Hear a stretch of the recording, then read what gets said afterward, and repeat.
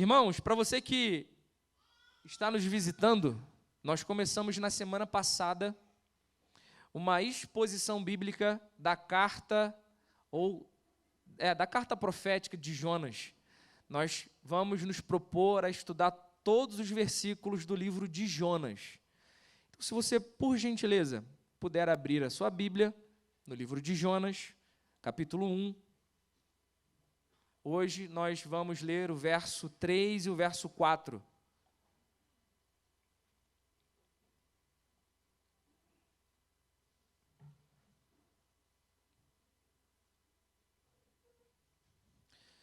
Jonas capítulo 1, verso de número 3 ao verso 4. A minha versão é a Nova Almeida atualizada, talvez esteja um pouco diferente se a sua versão for diferente. Verso 3 diz assim, preste bem atenção nesses dois versos. Jonas se levantou, mas para fugir da presença do Senhor, para Tarsis. Desceu a Jope, encontrou um navio que ia para Tarsis, pagou a passagem e embarcou no navio para ir com eles para Tarsis, para bem longe. Repita comigo, bem longe. Obrigado. Bem longe da presença do Senhor. Mas o Senhor lançou sobre o mar uma tempestade. O mar ficou agitado com fortes ventos, violentas, ondas violentas, vento violento, que parecia que o navio ia se despedaçar. Até esse trecho. Amém? Vamos orar. Pai, queremos aprender a partir da Escritura. É a partir da Escritura que temos vida, que temos transformação, que temos mudança de mente. Que a expectativa desse culto seja apenas da parte do Senhor. Eu não sou nada, eu não sou ninguém, não tenho nada a passar para alguém aqui. Sou incapaz de mudar pessoas. Eu preciso que a sua graça se manifeste mais uma vez, como tem manifestado. Peço que o Senhor possa nos ensinar a partir da vida do profeta Jonas. Assim nós oramos em nome de Jesus. Amém. O que a Bíblia diz sobre alguém que não acredita em Deus? O que a Bíblia diz sobre um ateu? Bom, Salmo de número 14, verso 1 diz: diz o insensato em seu coração, não há Deus. Davi diz que quem declara que não há Deus é um insensato. Richard Dawkins, um dos pais do ateísmo moderno, escreveu um livro de mais ou menos 600 páginas chamado Deus é um Delírio. E ao decorrer da sua narrativa, ele expressa a ideia de que acreditar em Deus é um delírio de mentes fracas. O que eu acho bem interessante é que Richard Dawkins levou quase 10 anos da sua vida para escrever um livro de quase 600 páginas para refutar aquilo que não existe. Bom, eu não perderia um ano sequer da minha vida para refutar a existência de gnomos. Eles não existem e ponto. Richard Dawkins ficou lá, quase 10 anos da sua vida, escrevendo sobre a mente delirante que acredita em Deus. Richard Dawkins e esses ateus que se incluem no Salmo 14 são chamados de ateus praticantes. Eles praticam o ateísmo. Eles dizem, não há Deus. Mas, o que dizer do ateu não praticante? Eu vou inventar um termo aqui hoje com vocês. O ateu não praticante. O que seria o ateu não praticante? Bom, o ateu não praticante é o crente que diz que Deus existe, mas vive como se ele não existisse. O ateu praticante é o que diz, não há Deus, e ele pratica aquilo que confessa. Agora, o ateu não praticante é aquele crente que diz que Deus existe, mas vive como se ele não existisse. Podemos concluir que é tolice não acreditar em Deus? Segundo Salmo 14, sim. Mas e aqueles que dizem que acreditam em Deus, mas vivem como se não acreditassem? Vou repetir. Podemos concluir que é tolice quem diz não há Deus. Mas e aqueles que dizem Deus existe, mas vivem como se ele não existisse? O que seria isso? Qual classificação podemos dar para tal atitude? O que dizer de alguém que diz que Deus existe, mas não o obedece? Assim era Jonas. Aliás, assim somos nós, não só Jonas. Jonas é como a maioria de nós.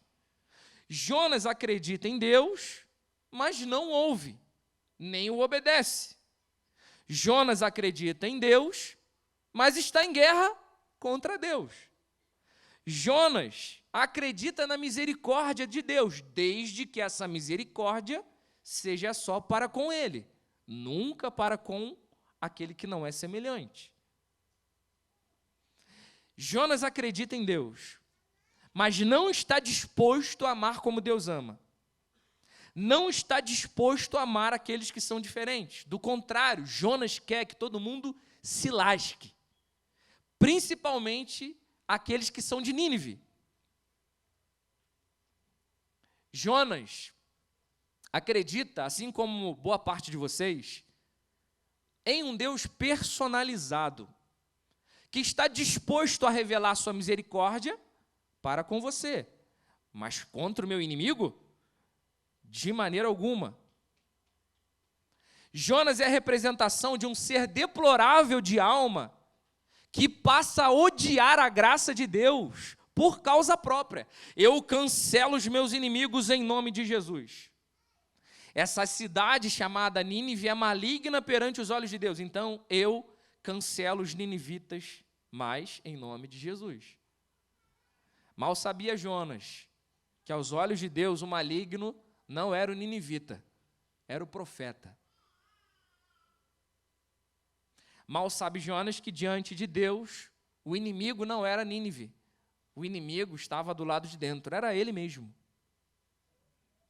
Porque ele não admitia a graça de Deus perante aquele que ele discordava. Para ele, graça. Para os outros, fogo, juízo, sentença, penitência. Irmãos, tem gente que não fica em paz, porque Deus ama aqueles que Ele odeia. Tem gente que não tem paz, porque não conseguem assimilar a ideia de que o seu inimigo não é inimigo de Deus.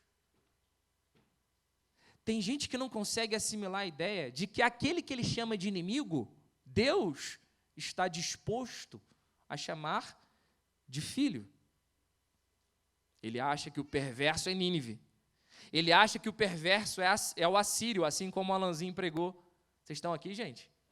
Amém? Vocês estão comigo?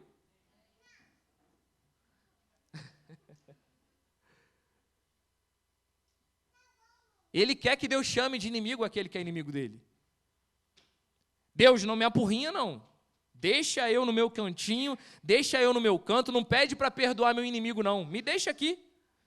Não me pede para orar, não me pede para levantar a mão, muito menos me pede para pregar contra o meu inimigo. Jonas é aquele tipo de gente que pregamos num domingo retrasado, que precisava converter olhos em ouvidos. E sabe o que é interessante na história? O interessante é que o mar obedece a Deus, o vento obedece a Deus, a chuva obedece a Deus, o trovão obedece a Deus, menos aquele que se dizia profeta de Deus. Você sabia que a natureza não tem a oportunidade de não obedecer a Deus? Todas as vezes que Deus declara uma palavra sobre a natureza não tem o poder de se rebelar contra essa palavra. Ela simplesmente obedece. Agora, nós que dizemos que somos o povo de Deus, cogitamos a ideia de desobedecê-lo. Aliás, vivemos em desobediência. Não cogitamos apenas. Essa história que acontece no ano 780 a.C., que é conhecida por todos, o livro que é conhecido nacionalmente como um livro fantasioso, comediante, cheio de humor, nesse aspecto não é nada divertido, não. Aliás, é sério como a morte. O livro de Jonas é sério como a morte, porque retrata que enquanto rimos de Jonas, enquanto falamos, um homem na barriga de um peixe, que fantasioso, não percebemos que todos nós estamos caindo na mesma armadilha que o profeta. Queremos manter Deus em uma certa distância. Deus, o Senhor é Deus, desde que não interfira na minha vontade, desde que não interfira no meu perdão, desde que não interfira no meu Netflix, desde que não interfira na minha profissão, desde que não interfira no meu relacionamento, desde que não interfira na minha faculdade. Irmãos, Deus é Deus ou não é? E assim, não importa o quanto você esteja disposto a fugir de Deus. Eu tenho uma má notícia para você e uma boa em uma só. Deus está disposto a te alcançar com uma tempestade para te fazer mudar de ideia. Não significa que Deus faz isso com todo mundo, mas Deus pode fazer. Deus está disposto a ir atrás de você, irmão. Não importa para onde você está fugindo. Não importa para onde você quer fugir. Deus está disposto a ir atrás de você.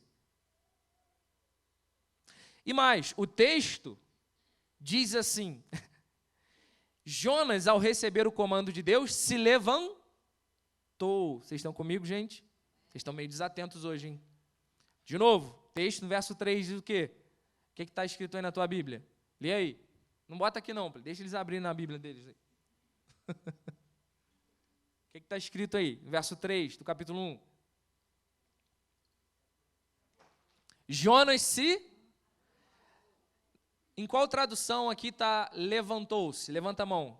Se na tua Bíblia está levantou-se, levanta a mão. Em qual que está aprontou-se? Na minha está levantou-se, na NAA.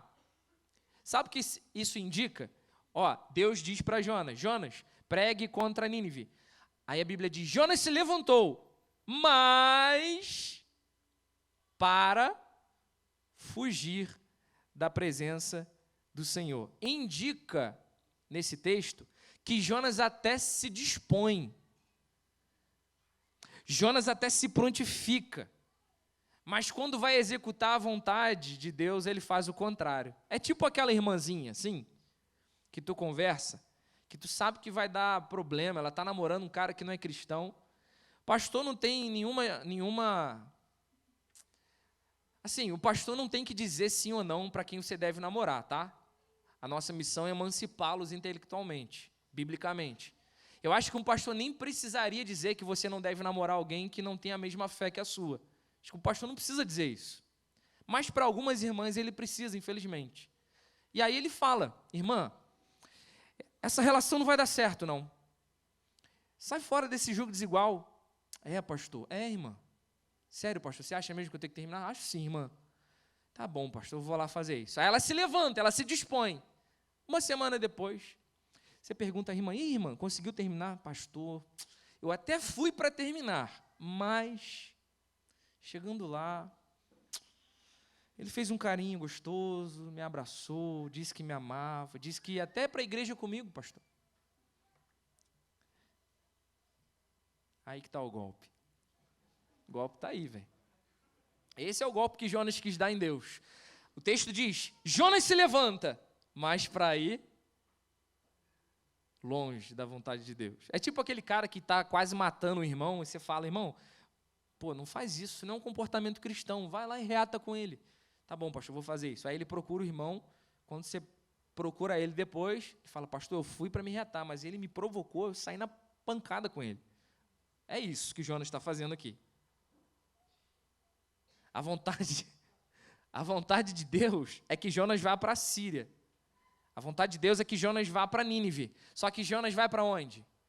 Para a Espanha, para Tarsis. Ele vai fazer um cruzeiro lá na Espanha.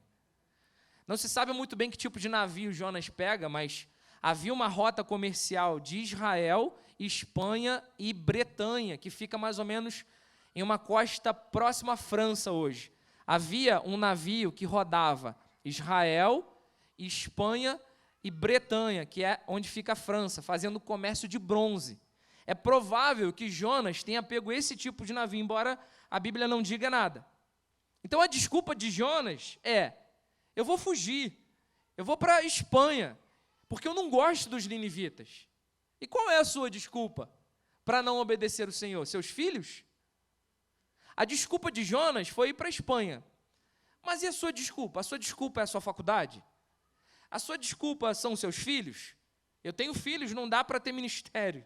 A gente foi no Jardim Gramacho domingo passado e a gente ficou constrangido com famílias que são plantadas no meio do lixão e estão pouco preocupadas com a criação dos seus filhos naqueles lugares.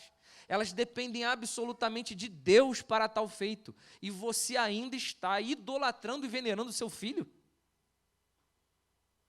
Qual é a sua desculpa?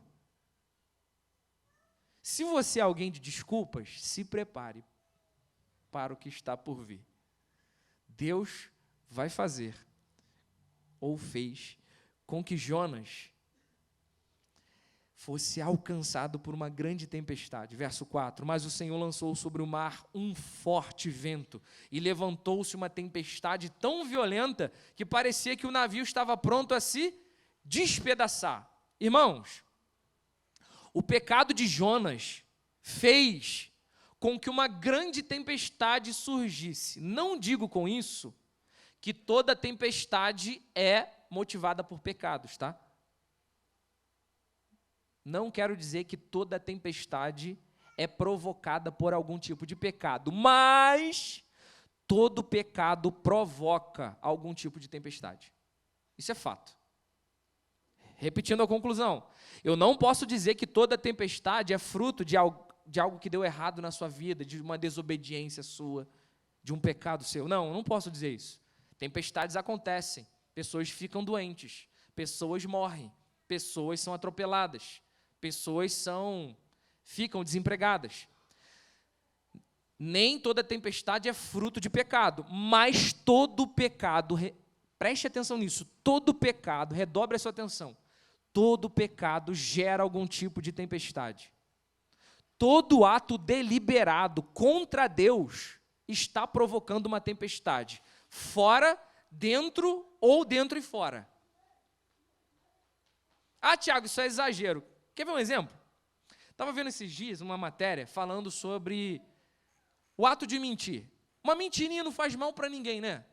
Pô, Tiago, uma mentira é pecado, mas não gera bem uma tempestade. Então, eu estava vendo um estudo que diz que por mais que você tenha o hábito de ter algumas mentirinhas, e até talvez essas mentiras nem serão descobertas, você sabe que está mentindo, mas talvez as mentiras nem sejam desmascaradas por alguém, por si só, pelo ato de mentir, você está acumulando dentro de você culpa, remorso. Mentir repetidamente gera sentimentos de culpa e de remorso. Mentir repetidamente gera ansiedade e estresse. A pessoa que mente pode viver com medo de ser descoberta. A ansiedade e o estresse pode intensificar à medida da mentira, do tamanho da mentira. Então, assim, o que eu quero dizer com você? Até mesmo uma mentirinha que nem é tão prejudicial assim gera um tipo de tempestade. Todo ato deliberado contra a vontade de Deus está gerando uma tempestade em você. Ah, Tiago, mas até mesmo quando eu peco só para mim, você vai lá para o seu quarto e você acha que aquela pornografiazinha não faz mal a ninguém. Não, pornografia não faz mal para minha esposa. Pornografia não faz mal para o meu semelhante. Então, todo pecado tem uma consequência social, ainda que ele seja praticado no individual. Porque uma pessoa viciada em pornografia é uma pessoa que está viciando o seu olhar, é uma pessoa que está viciando o seu comportamento para com mulheres ou homens. Então, uma pessoa viciada em pornografia, por mais que esteja pecando contra o seu próprio corpo, está tendo seu olhar desfigurado para com suas irmãs, seus parentes. Socialmente falando, ele está sendo lesado, porque ele está sendo viciado a olhar mulheres ou homens como objetos. Então perceba, todo pecado está gerando uma tempestade em você, queira você ou não. A sua desobediência a Deus não está afetando só você, está afetando pessoas ao seu redor. O pecado de Jonas afetou o navio e afetou quem estava junto do navio, que nem tinha culpa dele. O seu ato deliberado contra Deus está matando alguém, ou você ou alguém.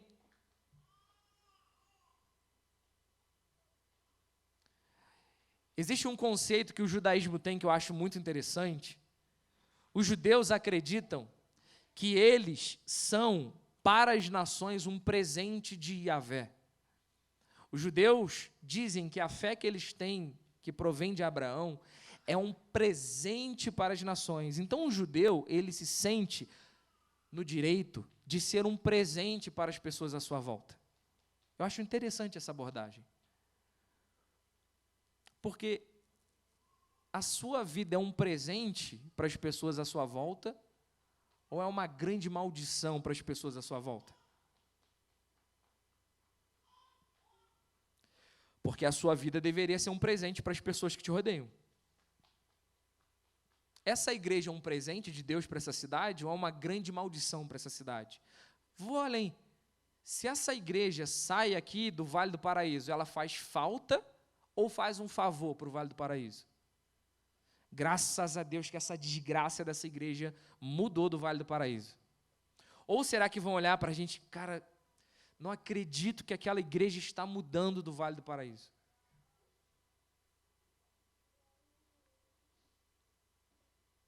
A sua vida é um presente para o mundo? Para os seus parentes, para a sua esposa, para os seus filhos? Ou ela é uma grande maldição?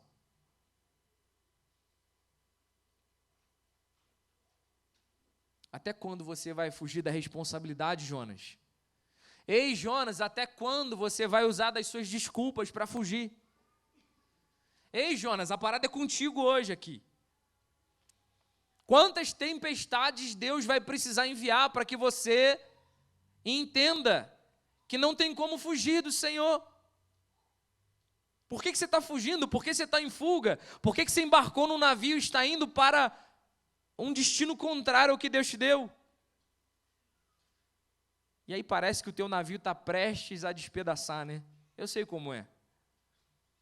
Talvez seja porque você está em ato de desobediência. Pode ser que não. Pode ser que não. Navios se despedaçam por outros motivos também. Mas pode ser sim que você seja como Jonas, fugindo de Deus.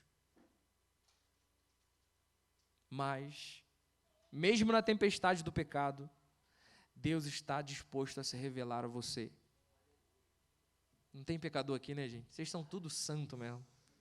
Glória a Deus pela vida de vocês. Eu preciso aprender com vocês a não pecar, gente. Sério. Como que vocês fazem? O lado bom da tempestade é que Deus se revela nela. Sabe, gente, eu não passei por tempestades nem parecidas, por exemplo, com a de Lucas. Lucas passou uma tempestade terrível na sua vida de um câncer, que, glória a Deus, foi vencido. Glória a Deus por isso. E eu não passei pela tempestade de Serginho de perder um irmão espancado.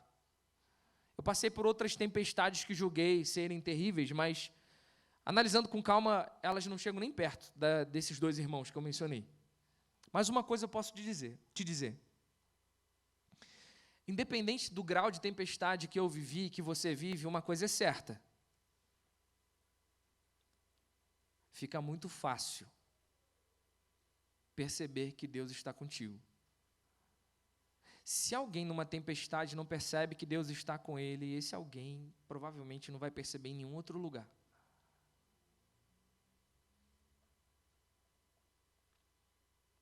A tempestade que assolou a vida de Jonas, na verdade, pode ter salvado a vida de Jonas.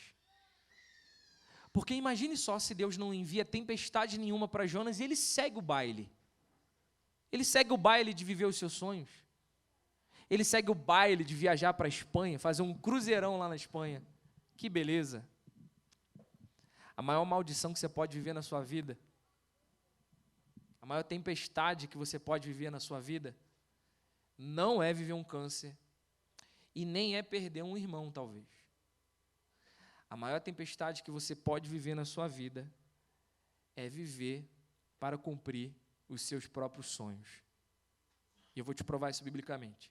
Satanás, quando se apresenta para Eva, no arquétipo da serpente, não apresenta satanismo, não apresenta candomblecismo, não apresenta espiritismo, não apresenta... Eu ia falar maçonaria, meu Deus. Maçonaria do outro pastor lá de Brasília.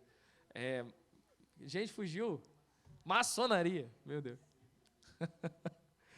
Satanás não apresenta satanismo para Eva. Satanás apresenta, você pode comer, ter os seus olhos abertos, seu paladar aguçado e ser conhecedora do bem e do mal. Ou seja, Satanás está apresentando para Eva, faça a sua vontade. Não há maldição maior na vida de um ser humano do que viver os seus próprios sonhos e as suas próprias vontades. Satanás, quando aparece para Jesus no deserto, não tenta Jesus com baseado. Fuma um baseado aqui, vira um Hare Krishna. Pô, nem sei se Hare Krishna usa isso, desculpa, gente. Eu posso até ser processado por isso. Não. É Santo Daime que eu ia falar, né? É do cogumelo. Desculpa, foi deslize. Satanás não apresenta um baseado para Jesus. Satanás não apresenta Satanás não apresenta uma estátua de Baal. Satanás não apresenta o próprio Satanás. Me adore. Não, ele diz assim, se adore. Se pertença, seja feliz. Como o que você quer. Cuide da sua dieta, cuide da sua vida. Tenha reinos, sonhe em ter reinos. Posso te dar reinos. A maior maldição da vida de um homem é estar vivendo para os seus próprios sonhos. John Piper, eu falei isso no Jardim Gramacho domingo passado. John Piper perdeu uma irmã da igreja que ele pastoreava de um acidente brutal. E um irmão lamentou com John Piper dizendo, olha só que tragédia, né? Uma irmã tão querida e amada pelo Senhor. Aí John Piper disse, não ache que isso é uma tragédia, eu vou te mostrar o que é uma tragédia. E aí ele pega suas redes sociais e começa a mostrar casais que estão viajando para cruzeiros, para lugares maravilhosos, paradisíacos e que não conhecem o Senhor. E ele disse assim, isso aqui é uma tragédia, é viver uma vida sem um motivo pelo qual morrer. Isso é uma tragédia. Isso é uma grande tempestade. Eu não sei que tipo de tempestade está te assolando, mas o que eu sei é que ela é uma grande oportunidade de você conhecer o Senhor e de pregar o Evangelho do Senhor. Até mesmo uma tempestade que foi fruto de desobediência culminou para que marinheiros dentro do navio conhecessem o Senhor de Israel. Não estou querendo dizer com isso que o teu pecado sempre vai dar bom para que você pregue o Evangelho. Não, o teu pecado vai te levar à morte. Mas nessa condição específica, até a desobediência de Jonas cooperou para a pregação do Evangelho.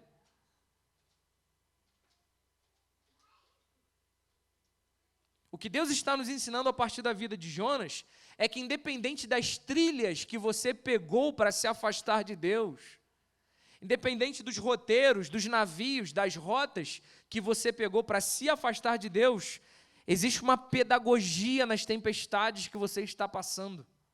E Deus está disposto, ainda assim, a revelar uma vocação a você. A boa notícia é que Jonas tem a sua narrativa destruída pelo Senhor,